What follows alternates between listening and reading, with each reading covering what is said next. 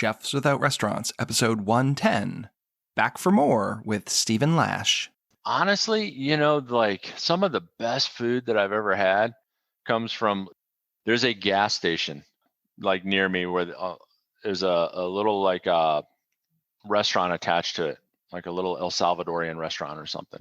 And they serve up all kinds of different stuff. And it's amazing, man. It is like so good. Or, you go to the farmer's market and like there's this little old lady sitting there making tamales and stuff. That's the kind of stuff that like really pumps me up.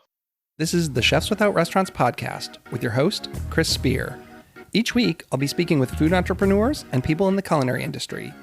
If you're interested in learning more about our organization dedicated to helping people build and grow their food businesses, look us up on the web at chefswithoutrestaurants.com and .org, and on Facebook, Instagram, and Twitter at Chefs Without Restaurants. Now, enjoy the show.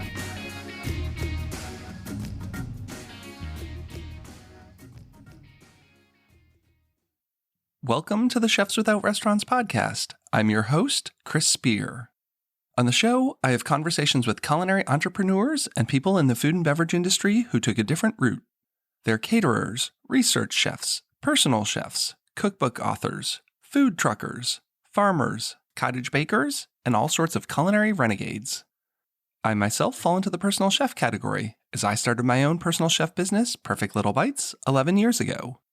And while I started working in kitchens in the early 90s, I've literally never worked in a restaurant. This week, I have a short episode with Chef Stephen Lash. He's the owner of Blue Duck Personal Chef Service. If you haven't heard his full episode yet, you can hear him on episode 107. I really loved that episode, and we received some fantastic feedback from it. Stephen shares tactical advice for those looking to start a personal chef business. During the show, I knew we were running a little long, so I wanted to split it up a bit. After the outro, I kept recording, and we continued the conversation. So here, we talk about culinary school and education, microgreens, and the foods Stephen doesn't like to eat. He gave some quick advice for those looking to start a business, and we discuss who he thinks is underrated in the food world. It might not be who you think. And we'd love it if you supported the Chefs Without Restaurants podcast and community. There are a few ways to help. First, if you have a business or product, we're always looking for sponsors. You can also support our existing sponsors like Savory Jobs. If you shop on Amazon, we have our own affiliate link. Or be like cool kids Matt Collins and Justin Khanna and consider joining our Patreon. If nothing else, it would be great if you subscribed to the show, rated it, and reviewed it. And maybe share your favorite episodes on social media. The links to all these things are in the show notes as usual. The support means everything to me. And now, here's a word from this week's sponsor, Savory Jobs. Are you shocked at what it costs to post a job ad? Instead, imagine a job site for restaurants only, where you could post as many jobs as you wanted, and it only cost $50. Not for each job you post, but for all the jobs you post, for an entire year. Well, my sponsor, Savory Jobs, has made that a reality. They've launched a revolutionary, easy-to-use job site just for restaurants. And it only costs $50 for unlimited job posts for an entire year. Plus, for our loyal listeners, use the code SAVORY10 and get 10% off. That's SAVORY10. So go to savoryjobs.com and discover the job site that's shaking up the restaurant industry. Forget the big corporate sites like Indeed and Monster. Join the revolution at savoryjobs.com and remember to use code SAVORY10 for 10% off. And now, on with the show. Thanks so much and have a great week. I just want to throw some extra kind of like bonus questions out there. Can we keep the conversation going for a couple minutes? Sure. Just a couple things that I want to find out from you. Did you go to culinary school at all, or did you learn kind of all on the fly? No, not at all. I did not. Did you ever think it was something that you should have done? Yes. Actually, this go around. When I first kind of kicked this off, and it's funny you asked me that because I was having this conversation just this morning. I feel like there's a lot of gaps in my knowledge. I've learned a ton of stuff on the job over the years and through experience, but there's a lot of gaps, so literally, this is kind of one of those things where I tell on myself all the time, right? Literally, I was in a conversation with somebody this morning and we looked up the proper way to pronounce charcuterie. And I'm hoping I got it right still, but it was like... Is there a different way to pronounce charcuterie? Or I was pronouncing it wrong. No. How were you saying charcuterie? Charcuterie or some shit like that, But it's like little things like that I've noticed that, especially when I get into conversations with people, and as I'm out there cooking and I get, people, they look at me as an expert, right? And so they ask me all these questions, and it's like, I don't know a lot of different stuff about cheeses, or wines. I don't drink, so I don't really know much about wine. And I get asked about pairings all the time. And, so I got to kind of fake it sometimes. But there's a lot of little gaps in there that I noticed that I thought very seriously last year about going to culinary school and like just to fill that in and kind of round it out, but I didn't do it. So do you foresee that that's something you do, or are you maybe thinking about like just kind of diving in more? Because you can learn so much online. Like I'm a big fan of watching YouTube videos, kind of reading things. Like if you just want to learn about charcuterie, there's plenty of places to learn about charcuterie on the internet, as an example, or wine pairings, or, Exactly. I've said like I took a butchery class. I went and did like a 3-day butchery class because I really wanted to improve my skill on that. Yeah. University of Google. So books, I still love books, I love cookbooks. And so, but yeah, that's kind of where I landed. Cause I looked at it at, what was it? Le Cordon Bleu or something like that. Right. And it was like $30,000. And I'm like, I don't have the money or the time. So I'm like, all right, well, cool. Next best thing. I want to learn about charcuterie. All right. I'm going to go Google that for a while. I'm going to watch YouTube videos. I'm going to learn about it. I got interested in molecular gastronomy. So I got I ordered a kit from Amazon from the Modernist Pantry. Yeah. So, a couple of weeks ago, I was at the farmer's market, and the girl I was with was like, we're talking, and I was like, there's all this stuff that I haven't really played with. So we were just kind of having fun with it. And she picked out a few ingredients that I had never worked with before. And it was like, all right, cool. So now I'm going to go learn something about them, and I'm going to make something with them, and it was like, I don't even know what the hell we had. Pork belly was one. I've been wanting to play with it anyway. So pork belly, dragon fruit, cactus pears, and like beef bacon or something. Oh, I saw it. Did you do like a sorbet trio or something? I did. And that's exactly why. Yeah. So that's where that came from. I played with it in a couple of other ways, and then I was like, all right, well, I'll try a sorbet. Part of that was because I just bought a little ice cream maker. And so I want to be able to, I'm going to try it out with taking an ice cream maker to my events and try and make ice cream on the fly. But yeah, that's that's a tough one. But I guess, if you've got everything ready to go and spin it out, you'll maybe be okay. I love making ice cream at home. So if you have any questions, I'm not a master, but I love my ice cream maker, and I make ice cream all the time. Who's a unsung badass in the industry? Like, are there people that you love that you don't think people know about? Like, who are some chefs, maybe locally, but even on the national level? Like, there's so many chefs out there, and I feel like we keep hearing about the same, 24 chefs.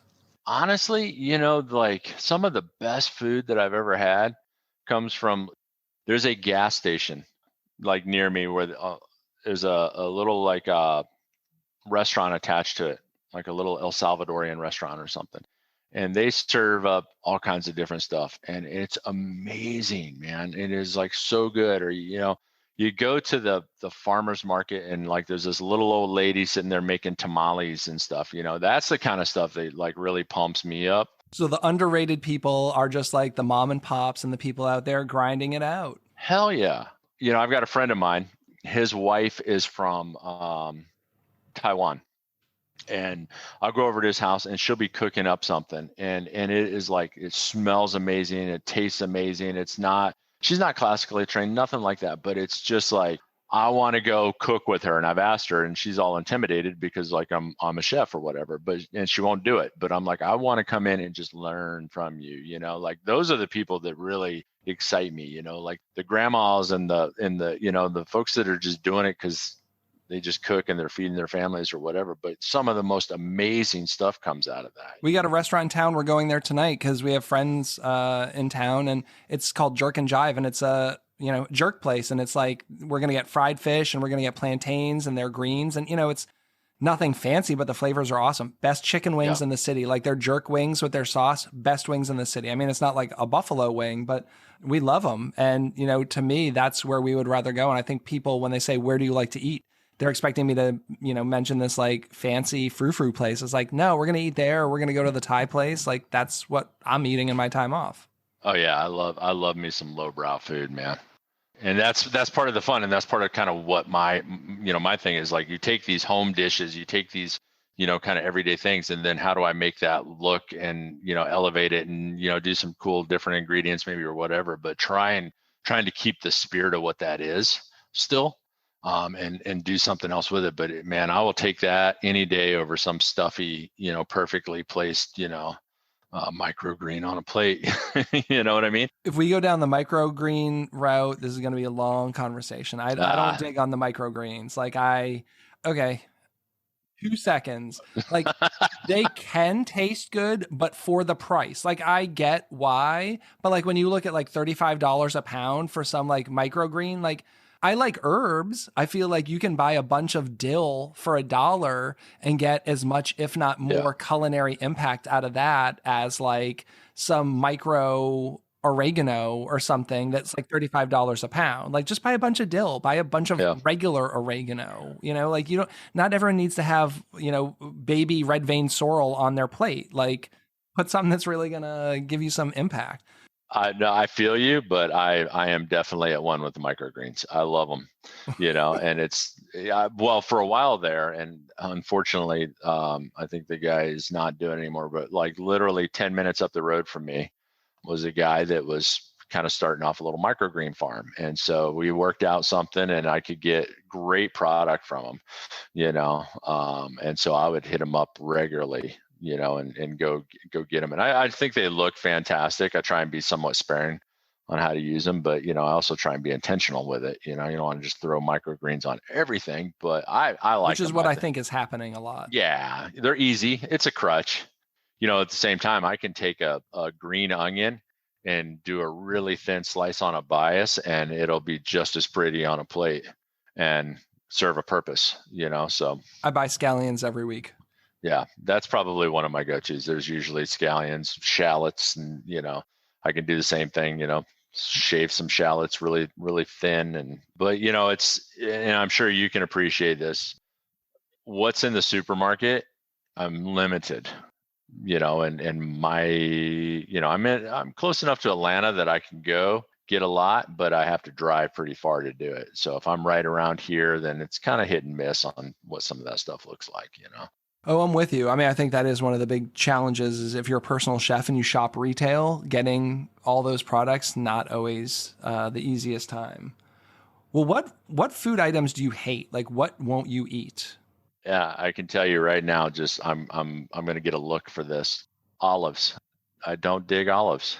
And I know those are one of those things that as a chef, I'm supposed to love. But no, you're not supposed to love them. I just don't dig them, man. I don't love oysters, and that's one of those things as a chef you're really supposed to love. Like I've had some really good oysters, and I think I haven't just found like the varietals necessarily, but they're not something I really dig. And especially being a chef, you go to friends' restaurants and they always want to like send you some oyster dish. It's like I do not want that. If you're going to comp me a dish, don't make it be the oysters. Yeah, I can definitely leave those. Take or leave them. I'll probably leave those. Now I took a trip to Seattle and had some real fresh, like local oysters, raw, and actually I enjoyed those. But I grew up with my mom making this like oyster stuffing every year for Thanksgiving, and she used like canned oysters or some shit like that, and it was nasty. Hard pass. Yeah. Well, give me one bit of amazing advice for someone who is looking to start a business. It doesn't have to be a personal chef business, but like what's one thing that everyone really should think about or know before they get into doing their own thing? Commit and take the leap. Because if you half-ass it and you kind of, test the waters, I don't think you're going to find out what you can really do. And the biggest, I'll give you, context on that.